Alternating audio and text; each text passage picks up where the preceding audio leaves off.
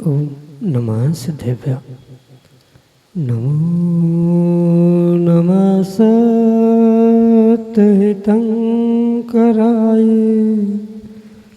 वीराय भव्याम्बुजभास्कराय अनंतलोकाय सुरार्चिताय देवादिदेवाय नमो जिनाय देवादिदेवाय नमो जिनाय। पंच परमेष्टि भगवान की परम पूज्य आचार्य भगवान गुरुवर विशुद्ध सागर जी मुनि महाराज की परम पूज्य मुनि श्री सुप्रभ सागर जी महाराज की तीन कम 9 करोड़ मुनिराजों की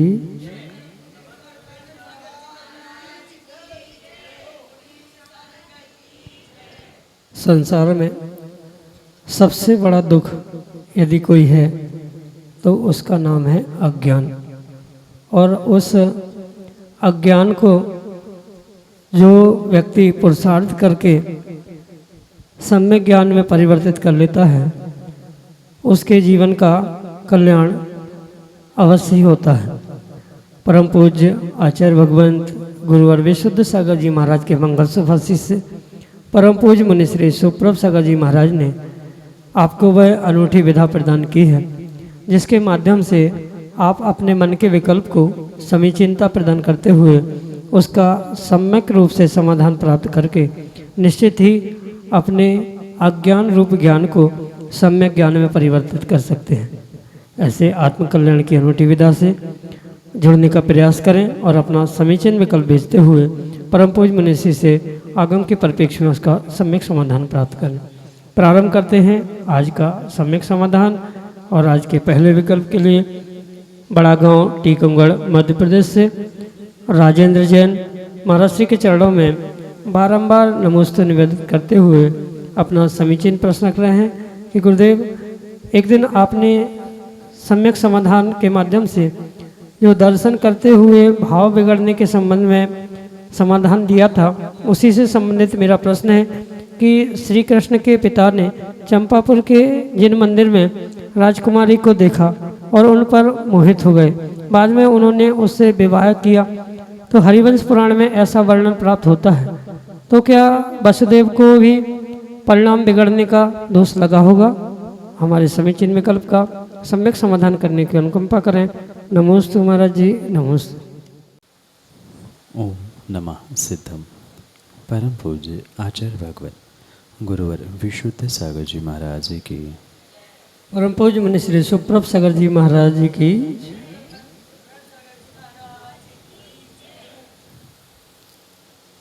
जो पुराण ग्रंथों में किन्हीं महापुरुषों का व्याख्यान प्राप्त होता है उस व्याख्यान में ये आवश्यकता नहीं होती कि प्रत्येक घटनाक्रम का पूर्ण रूप से विस्तृत व्याख्यान मिल जाए। चाहे हरिवंश पुराण हो, आदि पुराण, पद्म पुराण आदि कोई भी पुराण ग्रंथ क्यों ना हो, वहाँ जो मूल कथा नायक होता है यानी जिसके ऊपर पूरा पुराण लिखा जाता है, जैसे पद्म पुराण में रामचंद्र जी की मुख्यता से सब कथन प्राप्त होता है, ऐसे ही जो विशेष पात्र होते हैं तो उन विशेष पात्रों की प्रत्येक अच्छाइयों को तो वहाँ पर जोड़ने का प्रयास किया जाता है, पर किसी भी प्रकार से उनकी कमियों को, खामियों को प्रदर्शित करने का प्रयास नहीं किया जाता। और इसी कारण से जो वसुदेव आदि के निमित्त से भी जो उनका भाव बिगड़ने का प्रसंग मंदिर आदि के निमित्त से मिलता है, वहाँ भी बिल्कुल इसी प्रकार से व्यवस्था को समझना होगा कि भाव तो बिगड़े थे तो स्वाभाविक सी बात है, कर्म बंध हुआ था, इसमें किसी भी प्रकार से कोई विकल्प नहीं है। और कर्म बंध आगम ग्रंथों में लिखा हो ना लिखा हो, उसका दोष क्या है, ये लिखा हो ना लिखा हो, पर यह सत्य है कि उन जीवों को, जिन जिन जीवों के किसी भी कारण से भाव बिगड़े हैं, जब सामान्य रूप से मंदिर के अलावा अन्यत्र भी भाव बिगड़ते हैं तो कर्म बंध होता है। फिर मंदिर में भाव बिगड़े हैं तो कारण कोई भी हो, पुरुष व्यक्ति महापुरुष भी क्यों ना हो, पर कर्म बंध अवश्य हुआ, दोष लगा है, पाप लगा है, इसमें कहीं से कहीं तक कोई विकल्प करने की आवश्यकता नहीं है। अंतर इतना है कि किसी भी प्रकार से ये कथन हमें आगम में इन कारणों से नहीं मिलता, क्योंकि जो महापुरुष होते हैं उनकी अच्छाइयों को ही आगम में दिखाने का प्रयास किया जाता है। भूल भी किसी कारणों से प्रदर्शित हो रही है तो उसको भी संक्षेप से मात्र बताया जाता है, बहुत उसे विस्तृत करते हुए कहने की आवश्यकता नहीं होती। इसलिए ये विशेषता पुराण ग्रंथों में, आगम ग्रंथों में देखने में आती है। महापुरुष है उसकी अच्छाई ही वहाँ दिखाई जाती है, अधिकांश रूप से बुराई बताई ही नहीं जाती, और बताई भी गई है तो मात्र संकेत किया जाता है, और उससे होने वाले दुष्परिणाम, आगे क्या दोष लगा, क्या कर्म बंध हुआ, ये आवश्यक नहीं होता कि पूर्ण रूप से सबके विषय में ये विस्तृत रूप से आगम में लिखे। यही आपके लिए सम्यक समाधान। नियति जैन आरा बिहार से अगले समीचीन विकल्प के लिए ऑडियो मैसेज के रूप में हमारे सामने। गुरुदेव के चरणों में बारंबार नमोस्तु नमोस्तु नमोस्तु। हे गुरुवर, मेरी शंका यह है कि चौके में शावकों द्वारा गुरुओं को जो आहार देते समय आग्रह के स्थान पर जो जबरदस्ती उनके मना करने पर व अंजलि बंद करने पर भी शावक गण उसमें वस्तु देते हैं, क्या यह उचित है? कृपया मेरी शंका का समाधान करें। नमोस्तु नमोस्तु नमोस्तु गुरुदेव, नमोस्तु। आचार्यों ने श्रावकों के लिए निर्देशित किया है, आदेशित किया है कि मुनिराज जब आपके चौके में आहार ग्रहण करने के लिए आते हैं, उन्हें श्रावकों को, दाताओं को एक माँ के भांति प्रेम वात्सल्य से आदर सम्मानपूर्वक खिलाने की आवश्यकता। जैसे एक माँ अपने बेटे को पुनः पुनः पुचकार कर, संभाल कर, मना कर खिलाती है, बिल्कुल ऐसा ही श्रावकों का दायित्व बनता है कि वो पुनः पुनः पूछकर, उन्हें मनाकर, किसी प्रकार से आग्रह करते हुए आहार कराए, भोजन कराए, उनके लिए जो उचित है, योग्य समझ में आ रहा है, उनको पुनः पुनः देने का प्रयास कर। पर इसका मतलब ये नहीं है कि किसी भी प्रकार से मुनिराजों को आहार देते हुए बलात् ज़बरदस्ती करते हुए अंजलि पकड़ लेना या अंजलि में अनावश्यक रूप से रख देना, ये किसी प्रकार से आगम उचित क्रिया नहीं। और आगम की तो छोड़ दो, एक माँ भी बच्चे को भोजन कराते समय इस प्रकार से ज़बरदस्ती नहीं करती कि उसको खाया हुआ कहीं किसी प्रकार से बाहर निकला।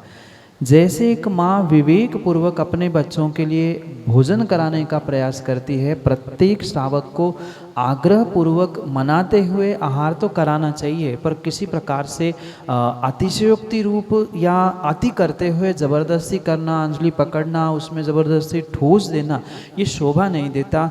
मुनिराज महाव्रती है, देखने वालों को भी वह बहुत भद्दा लगता है, लेने वाले भी अब ज़बरदस्ती कर रहे हैं, अंजलि छोड़ भी नहीं सकते, छोड़ दे सो अभी कुछ ना कुछ इशू बन जाएगा। तो ये विवेक श्रावकों का व्यक्तिगत स्वयं का होना चाहिए कि आग्रह तो हो पर ज़बरदस्ती किसी प्रकार से ना हो। आगम की, साधु की, श्रावक की, सबकी मर्यादा का परिपालन करते हुए ही उनके लिए ये श्रेष्ठतम कार्य करने की आवश्यकता है।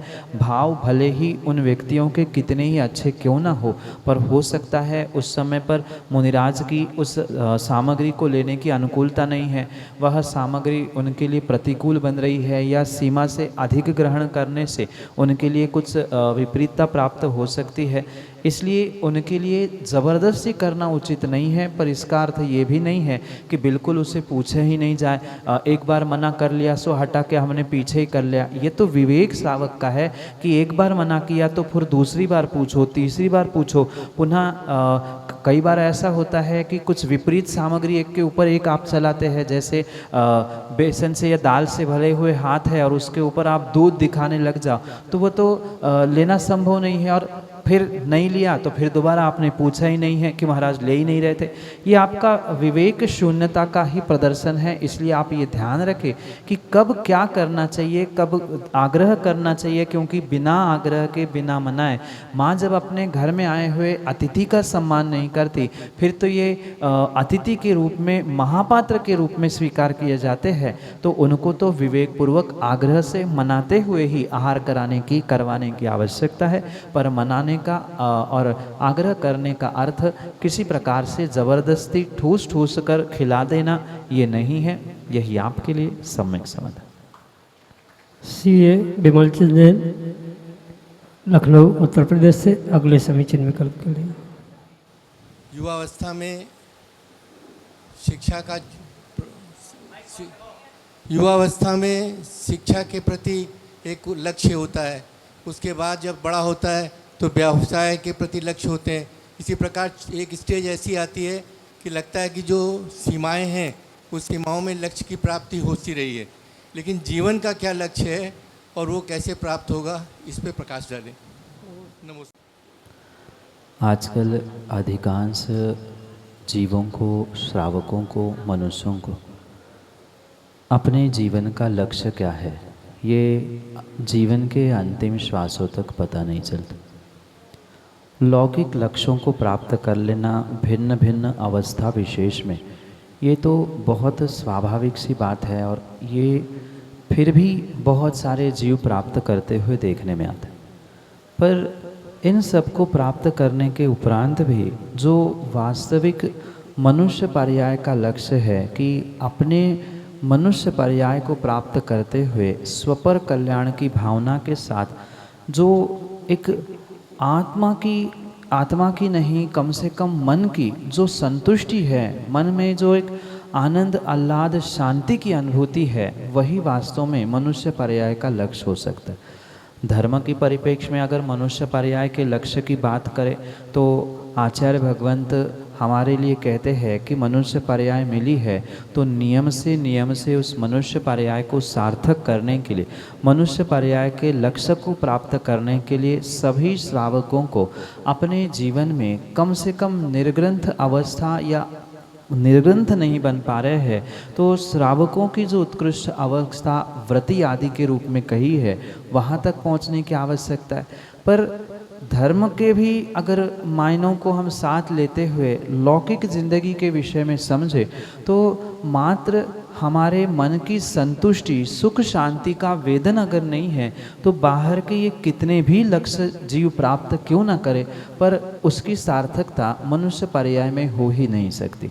जो भी कार्य कर रहे हैं, चाहे शिक्षा रूपी लक्ष्य हो, व्यवसाय रूपी लक्ष्य हो, उन सभी लक्ष्यों की प्राप्ति या सभी लक्ष्यों की पूर्णता वास्तव में तभी हो सकती है जब उस लक्ष्य के साथ साथ हम जीवन का लक्ष्य ये बनाएं कि हम मात्र स्वार्थ भरे जीवन को ना जिए, अपने साथ रहने वाले सभी जीवों का कल्याण हो, स्वपर कल्याण की भावना के साथ साथ हमें अपने जीवन में जो मैं कार्य कर रहा हूँ उसमें संतुष्टि, सुख, समृद्धि को प्राप्त करने का जो भावना से पुरुषार्थ है, वही एकमात्र मनुष्य पर्याय का लक्ष्य वर्तमान में समझ में आ सकता है। क्योंकि धन दौलत पैसा कमाने के बाद भी अगर किंचित भी मन में सुख शांति नहीं है, धर्म करने के बाद भी अगर परिणामों में विशुद्धि नहीं बन पा रही है, छल कपट दूर नहीं हो पा रहा है, तो किसी भी प्रकार से वह धर्म का भी लक्ष्य और लौकिक जीवन का भी लक्ष्य सिद्ध हुआ ऐसा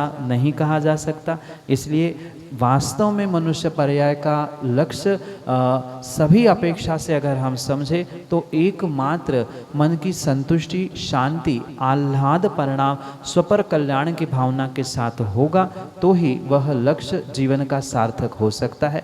और उसके लिए जो हम कार्य कर रहे हैं, चाहे धर्म हो, चाहे लौकिक कार्य, धन, गृहस्थी आदि चलाने के रूप में क्यों न हो, उन सभी कार्यों में जितना है, जो है, उसमें हम खुश होने का प्रयास करें। जो हमें मिल रहा है वह और जो आने वाले समय में मिलने की संभावना है, इन सभी बातों को लेकर और भूत की भी बातों को भूलकर हम कुछ अपने परिणामों में ऐसी विशुद्धि प्राप्त करने का प्रयास करें कि हमें जितना प्राप्त है वही पर्याप्त है। ये जीवन का सूत्र बनाते हुए जो होगा अच्छे के लिए होगा, ये निर्णय करते हुए जीवन जीने का प्रयास किया जाए तो वास्तव में यही संतुष्ट जीवन का लक्ष्य सुखद रूप से प्राप्त होने की संभावना है। यही आपके लिए सम्यक समझ। श्रीमती मंजू जैन पाटौदी, डालीगंज, लखनऊ, उत्तर प्रदेश से अगले समीचीन विकल्प करें।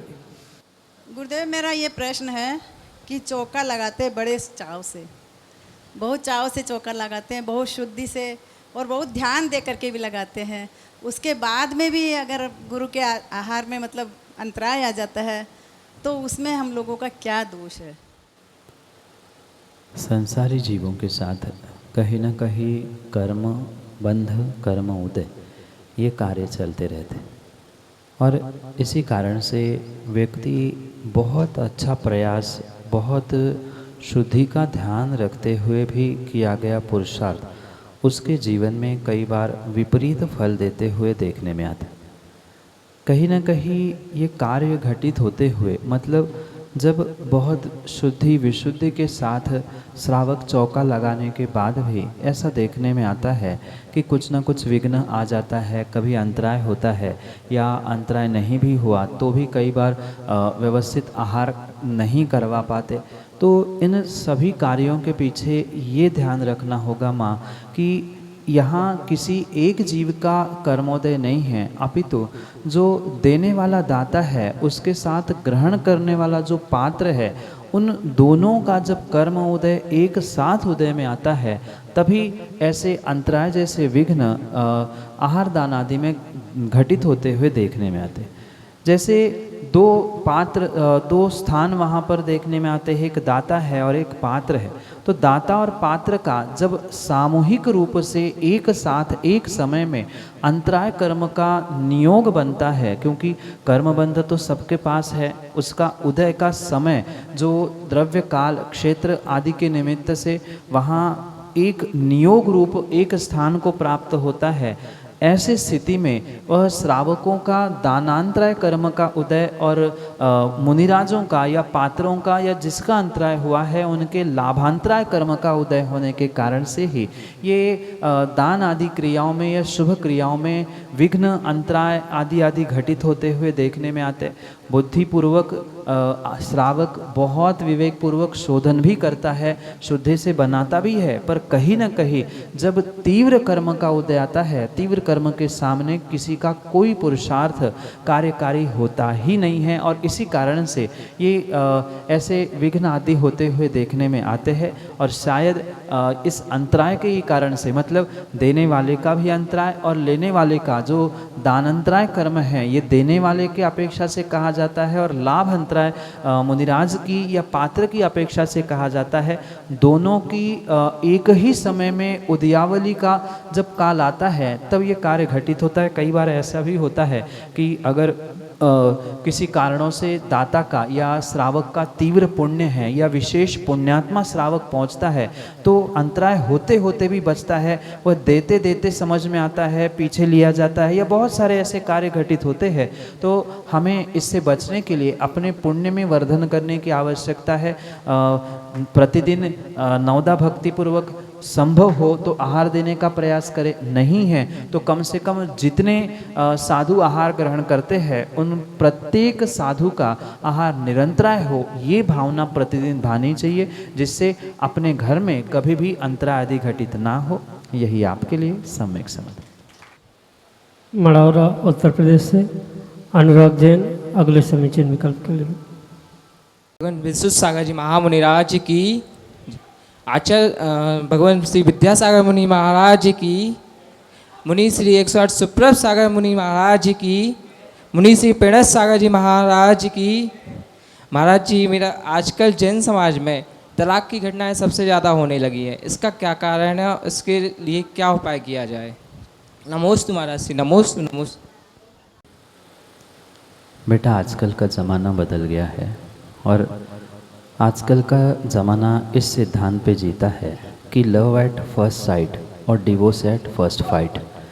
पहले नज़र में प्यार होता है और पहले लड़ाई में डिवोर्स हो जाता है। ये जो सिद्धांत आज देखने में आ रहा है या जीवन शैली देखने में आ रही है, इसी कारण से आज तलाक आदि की जो डिवोर्स आदि की व्यवस्था हर 2-4 घर, हर 2-4 वर्ष छोड़कर देखने में आ रही है। ये साक्षात इसी का नतीजा है कि आज देखा, आज अच्छा लगा, विवाह हो गया, कुछ दिन तक अपनी इच्छाओं को पूर्ण किया और किसी कारण से पुनः लड़ाई झगड़े हो गए और लड़ाई झगड़े होते हुए तुरंत उसे छोड़ने का प्रयास किया। पहले एक समय था जब विवाह के पूर्व कभी बातचीत, मिलना आदि होता नहीं था। जो था माता पिता ने तय किया, फाइनल हुआ और एक जिम्मेदारी के रूप में उसे निभाया जाता था। आज शादी के पहले ही महीनों और बरसों मुलाकातें होती है। जो बाद में होना था वो पहले ही हो जाता है, फिर बाद में करने के लिए या बाद भी करने के लिए कुछ नहीं बचता। इस कारण से फिर लड़ाई झगड़े बढ़ते हैं और डिवोर्स होने की संभावना अधिक होती है। इसके साथ एक और भी पहलू वर्तमान में देखने में आता है, चाहे बेटे के यानी मतलब जो पुत्र है, वधू है या वर है, किसी के भी माता पिता जो आज उनकी पर्सनल लाइफ में इंटरफेयर करते हैं, मतलब बेटी विवाह करके वधू बन के कहीं पहुंची और कुछ दोनों दंपत्ति में, क्योंकि स्वाभाविक सी बात है दंपत्ति जीवन है, उतार चढ़ाव होना, 19-20 होना, कुछ आपस में बातें होना, ये स्वाभाविक था। पर छोटी छोटी बातों को लेकर जो वर्तमान में माँ को कहना, पिता से कहना, ये जो विडंबना देखने में आ रही है, और चाहे सास ससुर रूप हो चाहे माता पिता रूप हो, उन दंपत्ति के दाम्पत्तिक जीवन में जब किसी माता पिता का व्यक्तिगत इंटरफेयर होगा, अवश्य ही वहाँ लड़ाई झगड़े बढ़ने की संभावना है। अगर किसी कमरे में दंपति का लड़ाई झगड़ा हो रहा है तो वहीं तक सीमित है, पर अगर बेटी अपने माँ से सलाह लेती है और माँ उसके कान भरती है तो घर टूटना स्वाभाविक सी बात है। कई बार ऐसा होता है कि बेटा अपनी माँ से, अपने पिता से सलाह लेता है, तो जहाँ माता पिता दंपति जीवन में घुसते हैं तो स्वाभाविक सी बात है इतनी बात का बतंगड़ बनता है और जो समझौता होने की संभावना होती है वह समझौता ना होकर कहीं ना कहीं रिश्ते और संबंध पूर्ण रूप से टूटने की जो परंपरा वर्तमान में दिख रही है, इसके पीछे के यही मुख्य कारण है। और इससे बचने के लिए मैं तो कहता हूँ, जिसका व्यक्तिगत इशू बन रहा है, मतलब दंपति जीवन में जो इशू है वो उनको अपने कमरे में ही सुलझाना चाहिए। किसी प्रकार से कमरे की बात बाहर तक नहीं पहुँचे। व्यक्तिगत समझौता अगर नहीं है तो फिर जीवन जीने का और विवाह आदि करने का क्या औचित्य है, समझ में नहीं आता। और जैसे पूर्व काल में होता था कि जिम्मेदारी के रूप में ये विवाह संबंध संपन्न किए जाते थे, आज जो ये व्यवस्था बनी है कि पहले नज़र में प्यार होना और पहले लड़ाई में तलाक होना, ये सिद्धांत, ये वसूल को बदलना होगा, तभी कार्य संभव है। यही आपके लिए सम्यक समय। लखनऊ उत्तर प्रदेश से राज जैन अगले समीचीन विकल्प के लिए। देव नमस्ते गुरुदेव। मेरा प्रश्न ये था कि गृहस्थ में रह करके डेली रूटीन में हम लोग छोटे छोटे नियमों का पालन किस तरह से करें। दिन भर 24 थोड़ा गैप होता है, उसमें किस तरह से नियम पालन करें। नमस्ते माँ, ये ज़रूरी नहीं है कि जीवन में बहुत बड़े नियम लेने से ही बहुत बड़ा कार्य। जैसे प्रतिदिन अपने शक्ति के अनुसार अगर श्रावक छोटे छोटे नियमों का परिपालन करता है तो भी वह बहुत बड़े कर्म निर्जरा का साधन बनता है। जैसे प्रतिदिन के नियमों के विषय में, त्याग के विषय में विचार किया जाए तो सुबह के भोजन के बाद शाम तक भोजन का संकल्प लिया जा सकता है। मतलब एक बार भोजन हो गया तो पुनः शाम को ही इतने बजे मैं भोजन ग्रहण करूँगा, उसके बीच में चारों प्रकार के आहार जल आदि का त्याग या शक्ति नहीं है तो मात्र जल छोड़कर अन्य कुछ सेवन नहीं करूँगा। माना कि 4-5 घंटे भी भूखे रहने की संभावना नहीं है तो ऐसे स्थिति में 1 घंटे 2 घंटे 3 घंटे का भी नियम लिया जा सकता है। इतने घंटे तक का हमारा त्याग है ये भी संभव नहीं है तो कम से कम रात्रि सोते समय बेड पर बैठे बैठे या बेड पर सोते सोते कुछ नहीं खाएंगे, कुछ नहीं पिएंगे, ऐसा भी नियम लिया जा सकता है।